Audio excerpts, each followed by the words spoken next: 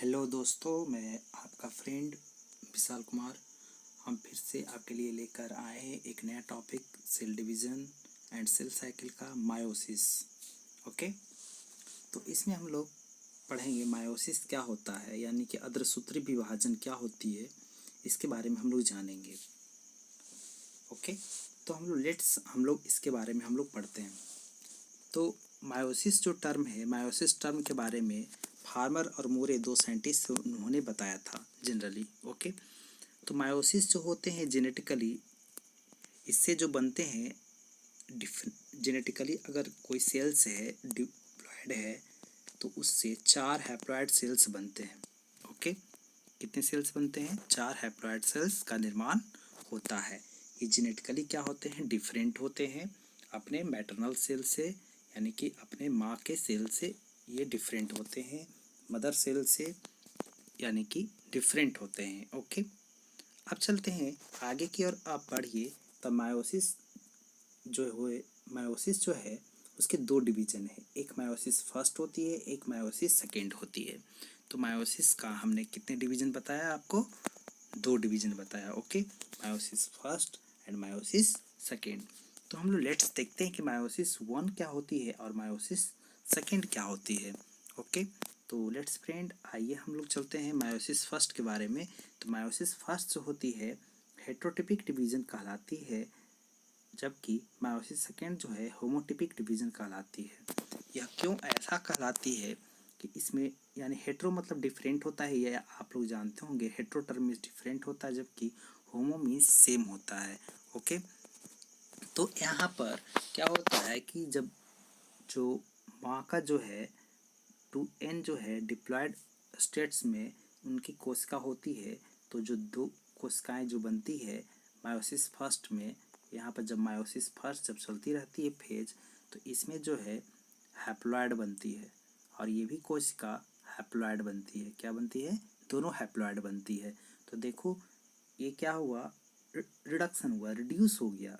जो प्लॉयडी जो है आपको रिड्यूस हो गया, इसीलिए इसे रिडक्शन डिवीज़न कहते हैं।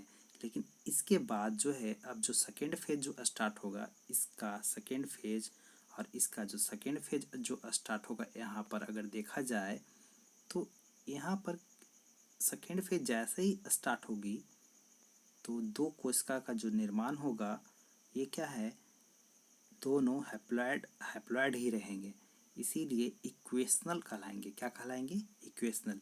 ये यहाँ पर ये भी n रहेगा, यहाँ पर ये भी n, यहाँ पर ये भी n और यहाँ पर ये भी n। तो इसीलिए एक कोशिका से कितने कोशिका का निर्माण हुआ? 4 कोशिका का भी निर्माण हुआ। तो फर्स्ट फेज जो है मायोसिस फर्स्ट कहलाया, जबकि ये दोनों मायोसिस 2 कहलाया। ओके, तो यहाँ पर हम लोग आगे बढ़ते हैं। इसीलिए हमने देखा कि मायोसिस फर्स्ट जो है रिडक्शन डिवीज़न कहलाया, क्योंकि इन्होंने अपना जो क्रोमोसोम का जो नंबर था हाफ कर दिया मायोसिस फर्स्ट में, जब मायोसिस 2 में इन्होंने इक्वल रखा, इसीलिए इसे इक्वेशनल डिवीज़न कहना अच्छा होगा। ओके, तो हम लोग आगे की और बात करते हैं, इसकी विस्तृत जानकारी हम लोग प्राप्त करते हैं। तो मायोसिस फर्स्ट जो है डेट इज, इसमें क्रोमोसोम नंबर क्या हो जाएगा? रिडक्शन, यानी कि रिड्यूस हो जाएगी, यानी कि घट जाएगी। यानी कि मदर सेल्स का जो डिप्लॉयड स्टेट था, वो जब डॉटर सेल्स बनेंगे तो वो हैप्लॉयड फॉर्म में होंगे। ओके, तो डिवीज़न ऑफ जो क्रोमोसोम है, इसमें क्रोमोसोम का नंबर डिवीज़न नहीं होता है, जबकि होमोलोगस जितने भी क्रोम होते हैं ये अलग अलग हो जाते हैं। क्या हो जाते हैं? अलग हो जाते हैं। तो इसमें मायोसिस 1 का ये बहुत अच्छी खूबी होती है जो हम लोग को समझनी है। ठीक है, चलिए। Each daughter cells receive 1 chromosome of each pair. प्रत्येक जो डॉटर सेल्स है एक क्रोमोसोम एक पेयर का ये प्राप्त करती है। ओके, एक पेयर प्राप्त करती है ना। तो अब हम लोग आगे बढ़ते हैं। मायोसिस 2 का क्या है होती है?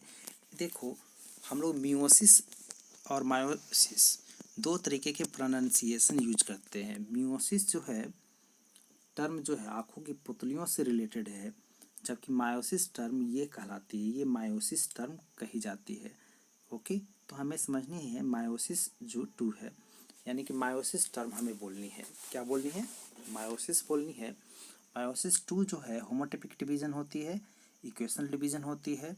ये इसमें जो है आपका क्रोमोसोम नंबर में कोई भी चेंजिंग देखने को नहीं मिलती है, यानी कि आपको एन सेल का ही आपको निर्माण होता है, इसीलिए इक्वेशनल डिवीजन कही जाती है। ओके, तो मायोसिस 2 जो है जस्ट लाइक माइटोसिस के जैसा होता है, इसीलिए इसे माइटोटिक डिवीजन जैसा एकदम प्रोसेस इसमें देखने को मिलती है। ओके, चलिए, मायोसिस डिवीजन जो है of nuclear take place twice but दो होती है, दो जगह होती है, क्योंकि आपको मायोसिस 1 से 2 सेल बनते हैं, तो आपको दो तरफ आपको क्या चलते रहती है, आपको मायोसिस 2 चलते रहती है, जिसके कारण आपको 4 कोशिका का क्या होती है, निर्माण होती है। लेकिन क्रोमोसोम जो है हमेशा एक जैसा ही होते रहता है। ओके, क्योंकि हैप्लॉइड से तो हैप्लॉइड ही बननी है। देखिए, एक होता है इंटरफेज। इंटरफेज जो है आपको इंटरफेज एकदम मायोटोसिस के जैसा होता है। इंटरफेज आपने पढ़ा था कि एक एम फेज होता है ना, एक एम फेज होता है, एक ग्रोथ फेज होता है ना, तो डैट इज इंटरफेज कहलाती, सॉरी, एक इंटरफेज होता है, एक एम फेज होता है। तो इंटरफेज में जितने भी आपने पढ़ा था, growth phase, G naught phase, S phase, G2 phase, है ना, जितने भी, यानी कि इसमें भी होते हैं, मायोसिस में भी होते हैं, तो ये एकदम सेम होते हैं। ओके, हमें समझनी है, ये ऐसा नहीं समझना कि इसमें इंटरफेज नहीं होती है। तो स्टेज ऑफ मायोसिस हुआ, तो लोग हमेशा जनरली भूल जाते हैं कि इंटरफेज इसमें जनरली नहीं होती है। इंटरफेज मायोसिस में भी होती है ना, इंटरफेज 1, इंटरफेज 2 इसमें भी होती है। ओके, तो अब हम लोग आगे की ओर बढ़ते हैं। स्टेज ऑफ मायोसिस क्या होती है? तो स्टेज जो है इसमें प्रोफेज, मेटाफेज, एनाफेज, टेलोफेज। अगर देखते हैं मायोसिस 1, यानी कि मायोसिस 1 में आपको 4 फेज हैं, उसके बाद सब फेजेज होंगे, प्रोफेज में 5 होंगे। ओके, तो इसमें जो स्टेजेज जो हैं, यानी कि 4 स्टेज है, प्रोफेज 1, प्रोफेज 2, प्रोफेज, ऐसे बोल सकते हैं, प्रोफेज फर्स्ट, मेटाफेज फर्स्ट, है ना, एनाफेज फर्स्ट, टेलोफेज फर्स्ट। तो प्रोफेज 1 में आप लोग अगर के रूप में इस्तेमाल करेंगे तो लीजाइपा दीदी, ली फॉर लिप्टोटीन, जाइ फॉर जाइगोटीन, पा फॉर पैकेटीन, है ना, D D D for diplotene, and डाई, लास्ट में भी डी आएगा, तो डायकाइनेसिस। ओके, तो leptotene, zygotene, pachytene, diplotene, diakinesis, there are 5 सब स्टेजेज, 5 जो है सब स्टेजेज होंगे प्रोफेज 1 के, है ना।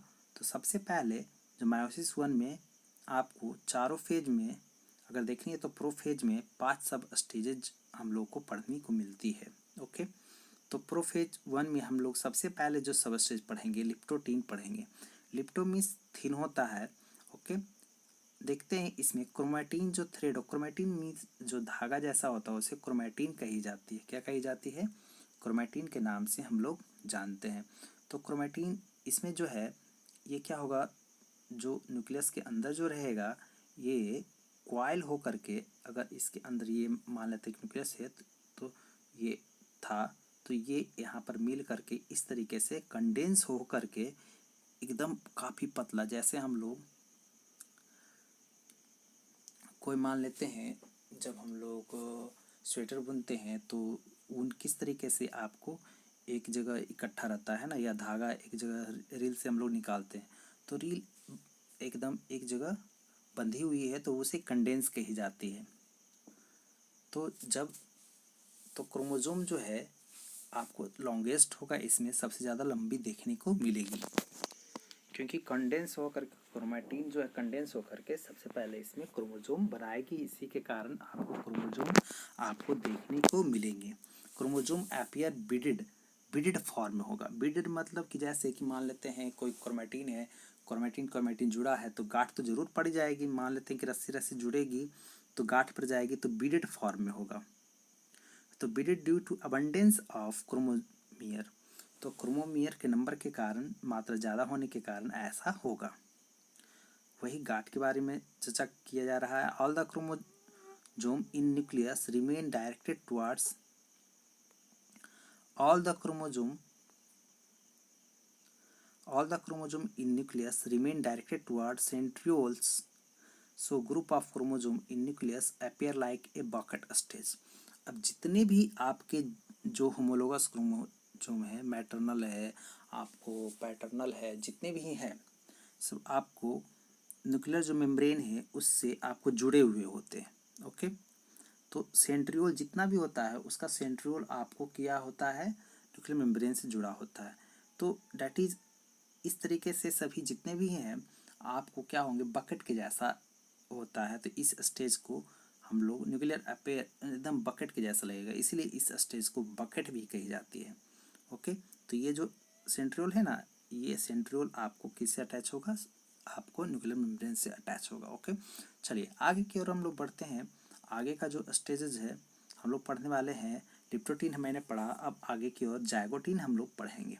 ओके, तो जाइगोटीन की बात करते हैं। तो जाइगो मीन्स क्या होता है, पेयर होता है। जाइगोटीन को ही सिनेप्टोटीन भी कहा जाता है क्योंकि इसमें सिनेप्सिस प्रोसेस होती है। ओके, तो इसमें जितने भी हैं जैसे कि आपको होमोलोगस क्रोमोसोम अलग अलग थे, मैटरनल पैटर्नल, इसमें क्या होंगे, मैटरनल और पैटर्नल एक दूसरे से पेयरिंग कर लेते हैं जाइगोटीन स्टेजेस में, इसीलिए पेयरिंग करने पर सिनेप्सिस प्रोसेस कहलाती है।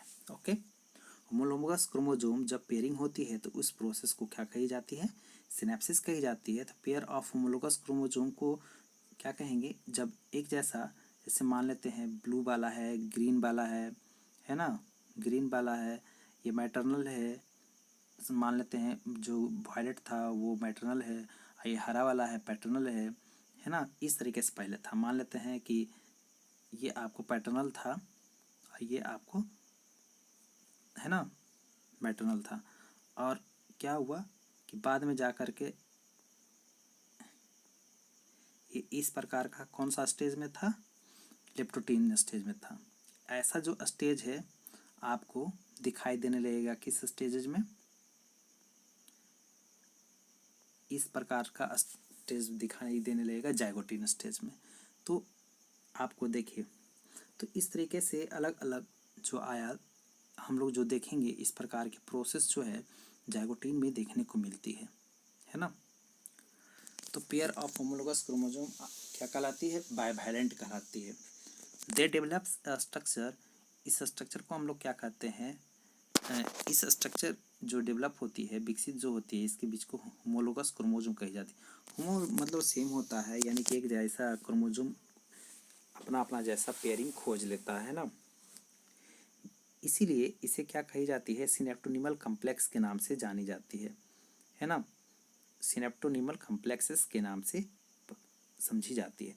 सिनेप्टोनिमल कम्प्लेक्स जो है आपको काफ़ी एक मोटी लाइन सी लकीर जैसी होती है, जिसमें आपको डीएनए और प्रोटीन्स का कंपोजिशन आपको पाई जाती है, यानी कि इसीलिए कम्प्लेक्स कही जाती है। ओके, तो एक वैज्ञानिक थे, इन्होंने 1956 में, उन वैज्ञानिक का नाम क्या था, मॉसेस था। इन्होंने सिनेप्टोनिमल कम्प्लेक्सेस इसके बारे में कहा कि ये क्या करते हैं, ये किएजमाटा फॉर्मेशंस करने में आपको मदद करते हैं और पेयरिंग में आपको मदद करते हैं।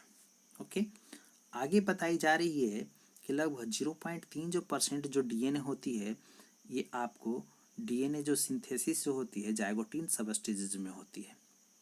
तो इस तरीके से डीएनए जो है क्रोमोसोम पेयरिंग और सिनेप्सिस को क्या करती है, कंट्रोल करती है।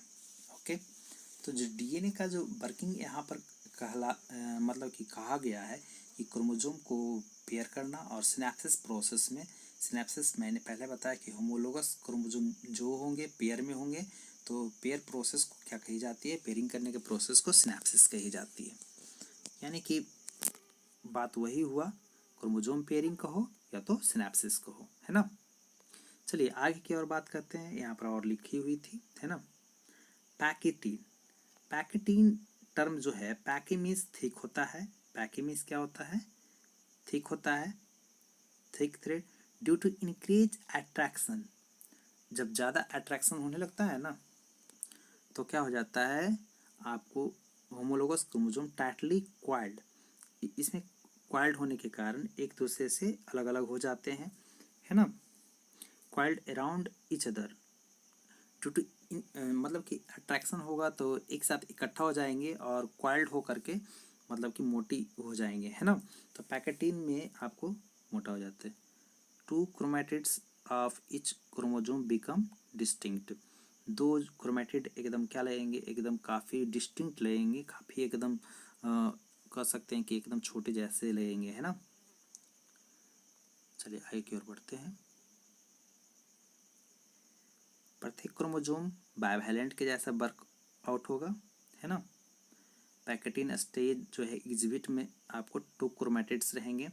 तो bivalent really consist of 4 chromatid, तो बाइवैलेंट में 4 रहेगा तो उसे टेट्राड कही जाएगी, है ना।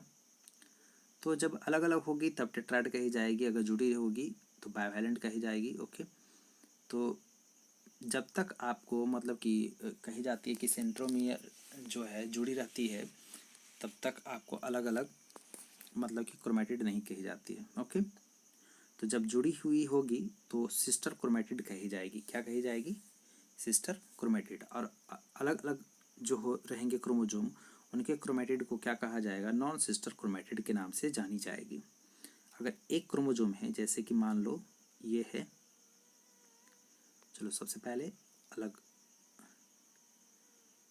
ये मान लेते हैं कि इस प्रकार का क्रोमोसोम है ना।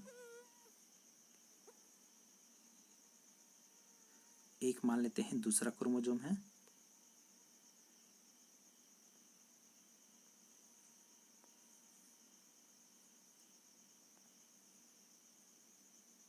तो यहाँ पर जनरली जो दिखाई पड़ रहा है ये और ये नॉन सिस्टर क्रोमोसोम कहलाएगा, क्रोमेटिड कहलाएगा, ओके। क्योंकि ये जो है एक क्रोमोसोम है, ये एक अलग क्रोमोसोम है, ओके। ये एक अलग क्रोमोसोम है, ये एक अलग क्रोमोसोम है।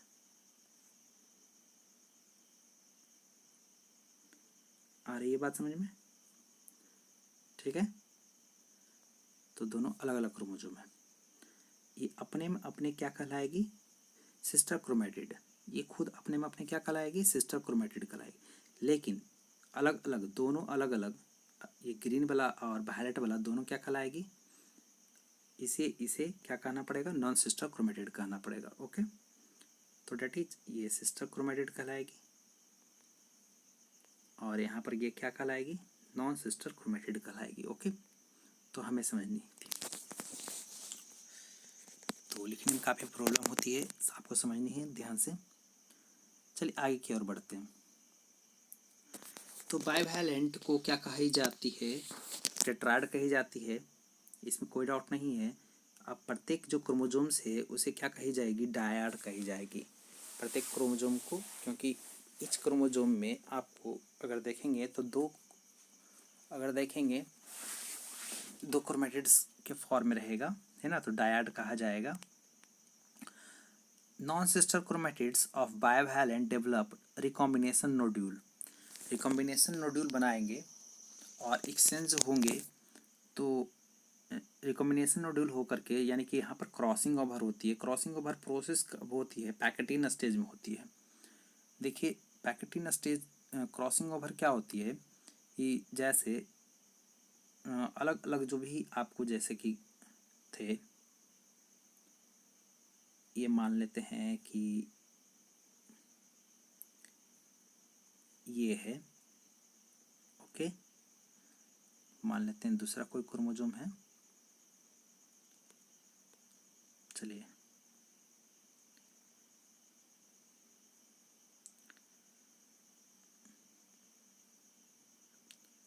तो इस तरीके से।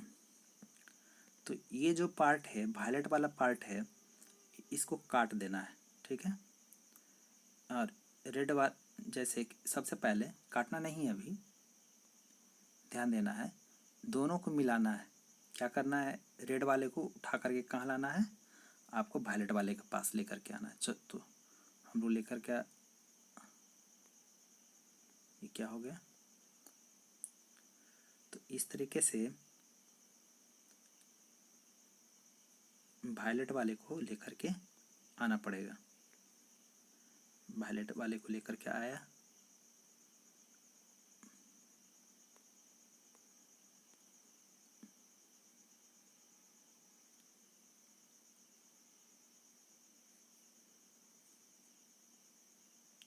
है ना। तो क्या होगा, रेड वाले को इसमें कर दिया जाएगा और वायलेट वाले को इसमें, रेड वाले को इसमें और वायलेट वाले को काट करके इसमें फिक्स कर दिया जाएगा। ओके। रिकम्बिनेज इंजाइम होती है जिसमें दो इंजाइम होते हैं, एक एंडोन्यूक्लियेज होते हैं जिसे काटी जाती है और लाइगेज से जोड़ी जाती है। ओके, तो काटी जाएगी। तो काटने के बाद क्या होगा देखेंगे हम लोग।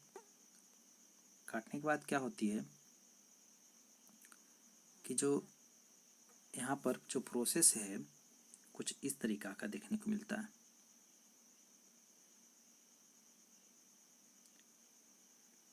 इसमें वायलेट वाली देखने को मिलेगी, रेड वाले में,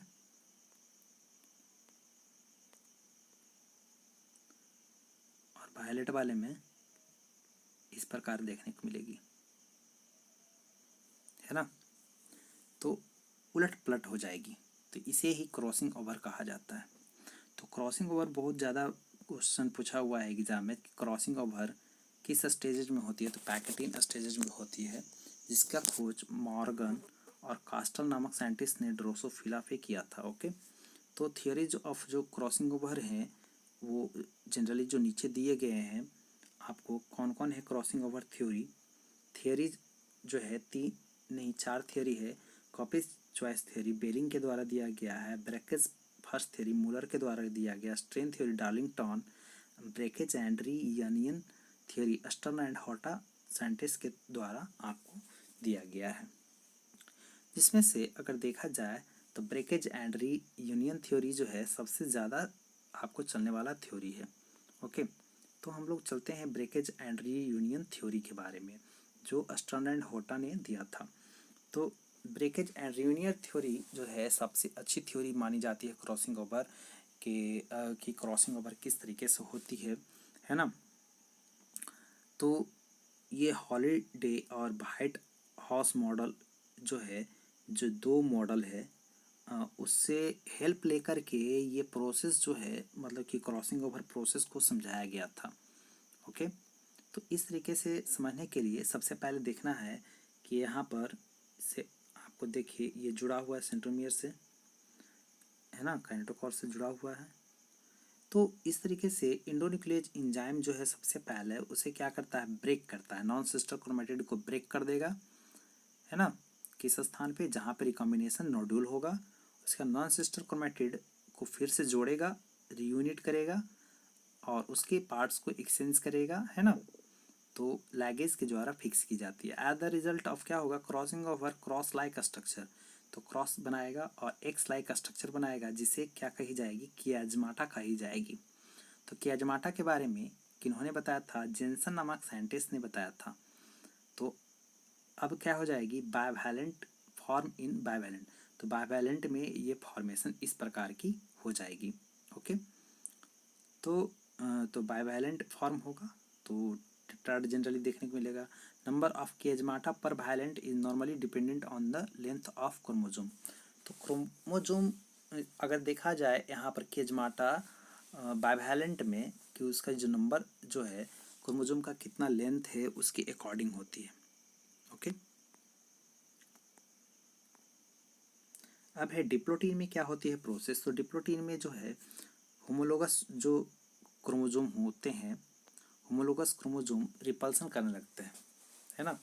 जैसे कि पैकेटिन में अट्रैक्शन होने लगा था तो यहाँ पर होमोलोगस क्रोमोजोम में रिपल्सन होने लगता है, जिसके कारण कियाजमाटा आपको विजुअल होने लगते हैं और विजुअल होने के कारण आपको जो जिप लाइक जो है यहाँ पर जो मैनर था, जैसे कि हम लोग का जो पैंट का जो चैन होता है ना, तो इस तरीके से जो कियाजमाटा जो मतलब कि कियाजमाटा ओपनिंग होने लगती है और फिसलने लगती है, जिसके कारण जिप लाइक मैनर बन जाती है।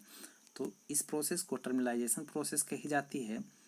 क्या कही जाती है, टर्मिनलाइजेशन प्रोसेस कही जाती है।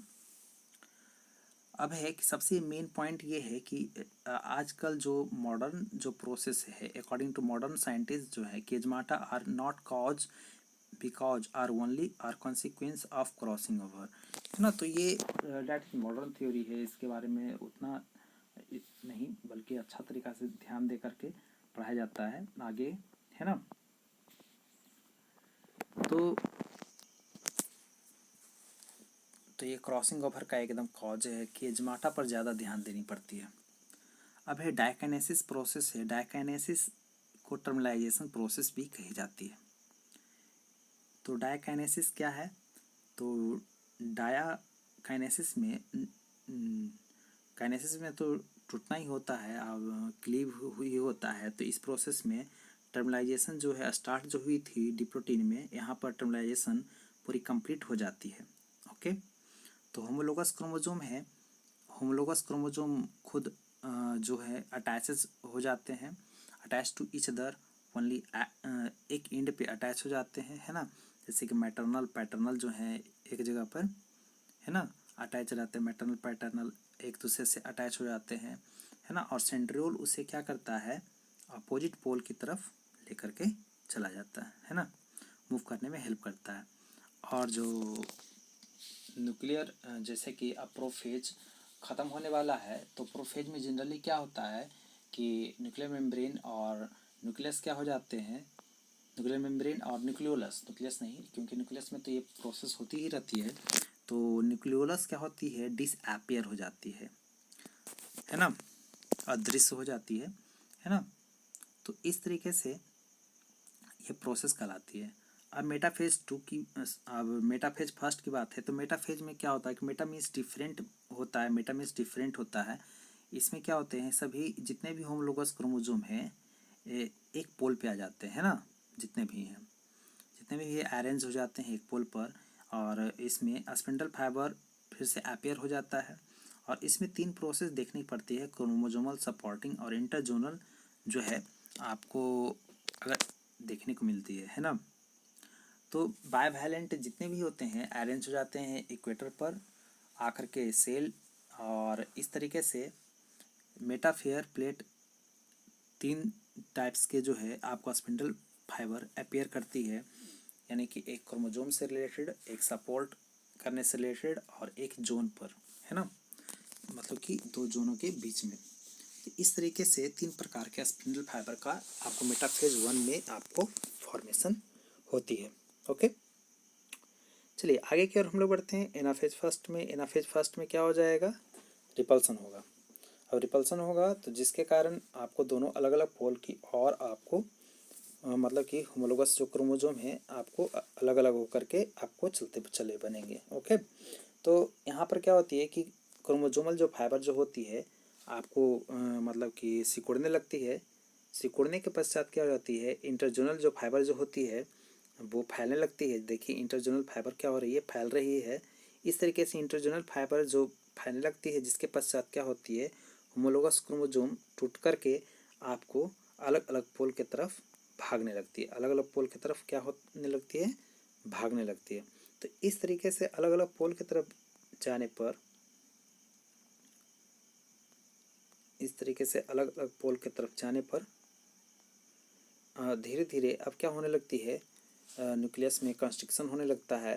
तो सबसे पहले आपको कैरियोकाइनेसिस, उसके बाद साइटोकाइनेसिस होना स्टार्ट हो जाएगा। ओके, तो इस तरीके से एनाफेज 1 में आपको सेग्रीगेशन और डिस्टिंक्शन होती है।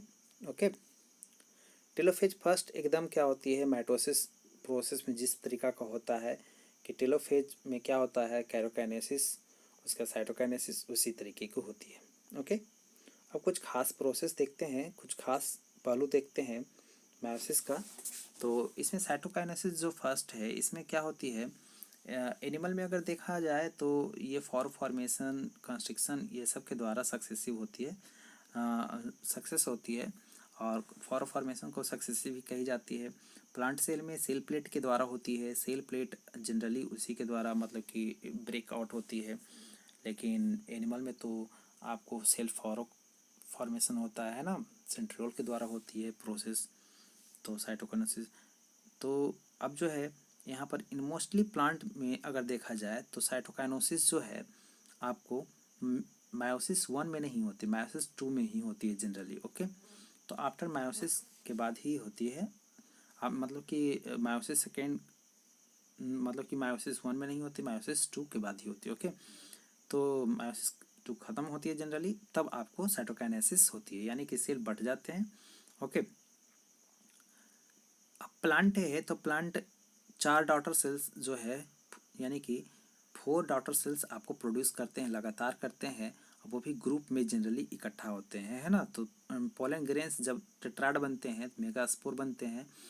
मेगास्पोर, माइक्रोस्पोर जानते हैं, मेगास्पोर आपको फीमेल से आपको रिलेटेड होती है। ओके, और पोलन ग्रेन जो होती है आपको माइक्रोटर्म से, यानी कि ये मेल स्पोर और ये फीमेल स्पोर की बात चल रही है, यानी कि ये माइक्रोस्पोर की बात चल रही है, टेट्राड ऑफ माइक्रोस्पोर, और ये मेगास्पोर। तो आगे की ओर बढ़ते हैं। अब है इंटरकाइनेसिस क्या होती है। इंटरकाइनेसिस जो टर्म होता है, जब मायोसिस 1 और मायोसिस 2 दोनों के बीच एक प्रोसेस होता है तो उसे इंटरकाइनेसिस कही जाती है ना।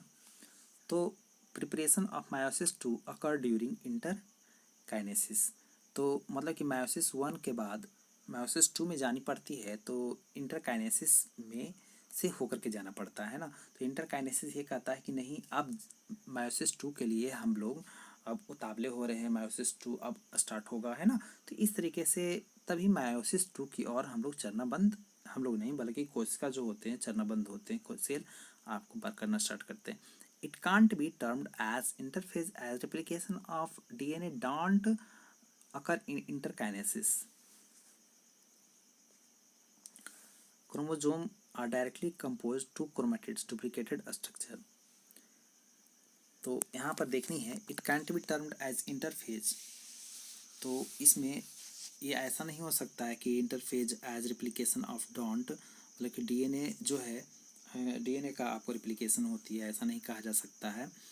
तो इंटरकाइनेसिस भी नहीं होती है ना, ऐसा ये भी नहीं कही जा सकती है। तो chromosome are directly compose, chromosome generally क्या होते हैं, 2 क्रोमेटिड्स के आपको कंपोज होते हैं, ये तो मैंने बताया ही था, है ना। और लास्ट में अगर देखा जाए मायोसिस 1 खत्म हो गई तो मायोसिस 2 आने वाली है। तो इंटरकाइनेसिस के बाद जो इतनी भी होगी मायोसिस 2, वो जैसे मैंने बताया था आपको, माइटोसिस प्रोसेस जो होती है एकदम उसी के जैसा होता है। अब प्रोफेज सेकेंड होगा, उसके बाद मेटाफेज सेकेंड होगा, एनाफेज सेकेंड होगा, उसके बाद लास्ट टेलोफेज सेकेंड होगा। उसके बाद इस तरीके से एक कोशिका से 4 कोशिका बन जाएगी। तो एक कोशिका से जनरली 4 कोशिका बनना, ये आपको क्या कहला गया, एक कोशिका से 4 कोशिका बन जाएगा, है ना। ये एक कोशिका से 2 कोशिका बनेगा, और फिर 2 कोशिका से क्या बन जाएगा, इस तरीके से 4 कोशिका क्या क्या हो जाएगा, फॉर्मेशन हो जाएगा। ठीक है, तो इस तरीके से आपको that is meiosis process complete हो जाएगी। तो यहाँ पर जनरली ये क्या होगा, ये डिप्लॉयड होगा और ये जनरली हैप्लॉयड होगा। क्या होगा, हैप्लॉयड होगा। सबसे पहले अगर देखा जाए तो मायोसिस 1 कौन होगा, मायोसिस 1 यहाँ पर चला होगा, मायोसिस 2 यहाँ। तो मायोसिस 1 में ये मदर सेल से 2 कोशिका बना, और जैसे ही मायोसिस 1 इंटरकाइनेसिस के बाद आपको 4 कोशिका का क्या होगा, 4 कोशिका यहाँ पर बनी। तो इस तरीके से मैंने आपको ये बताया। धन्यवाद। अगर वीडियोज़ अच्छी लगी हो तो हमारे चैनल को सब्सक्राइब करना नहीं भूलें, है ना। चलिए, नेक्स्ट वीडियोज़ में हम आपसे मिलेंगे। धन्यवाद।